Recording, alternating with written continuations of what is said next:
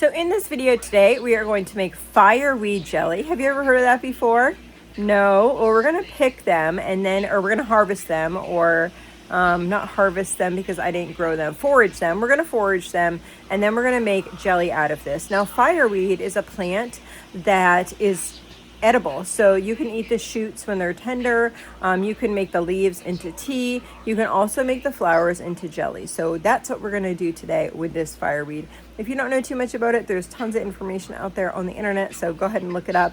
But it's a beautiful jelly, so let's go do this. These are fireweed. I'm going to grab some to make some jelly. All right, I got enough here to make jelly.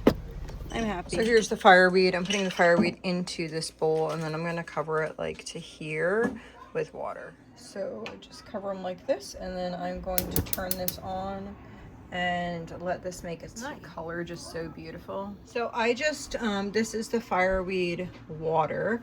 So this is going to make fireweed jelly. So I am just going to add some sugar to this.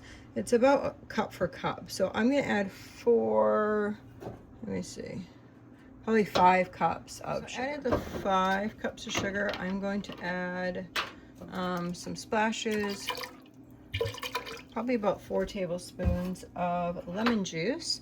And now I'm going to add to that 4 tablespoons of pectin. 1, 2, 3, and 4. Going to turn this on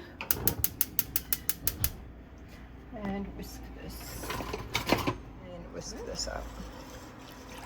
This will eventually melt all together. Isn't that a pretty color though? I love that color.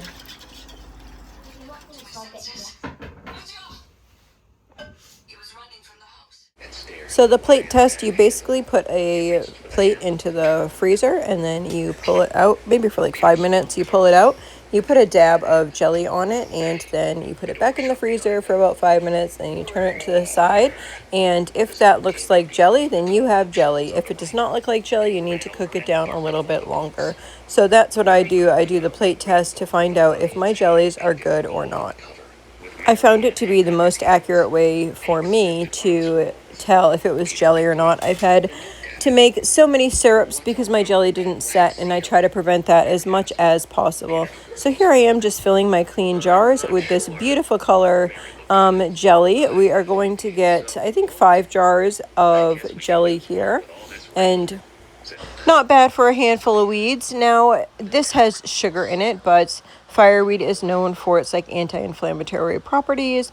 It has a lot of vitamins and minerals in it. You can also use the leaves to make like a tea for like a health benefit or whatever. So I'll probably later in the season harvest some of that. But I love the jelly. It's just like a really pretty color, and it's so unique that lots of people are interested in it because it's different. You don't hear of it every day. So here we go. The jars are full, and I filled a little bowl with some hot water so that I can wipe the rims of these jars with the hot water.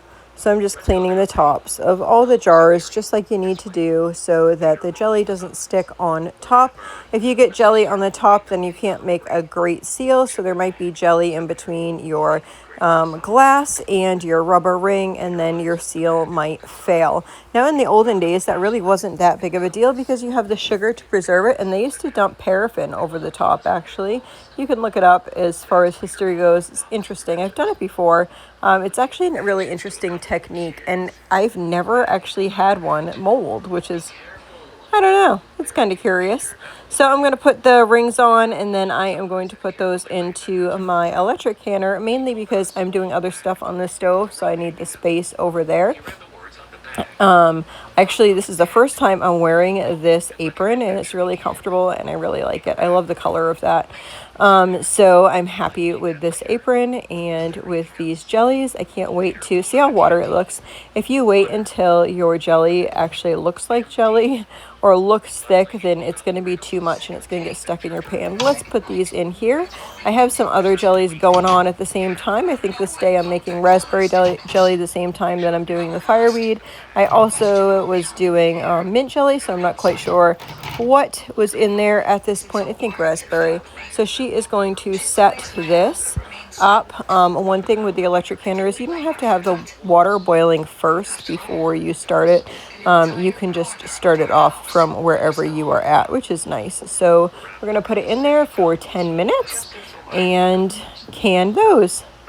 And then here they are. Aren't they beautiful? Have a blessed day.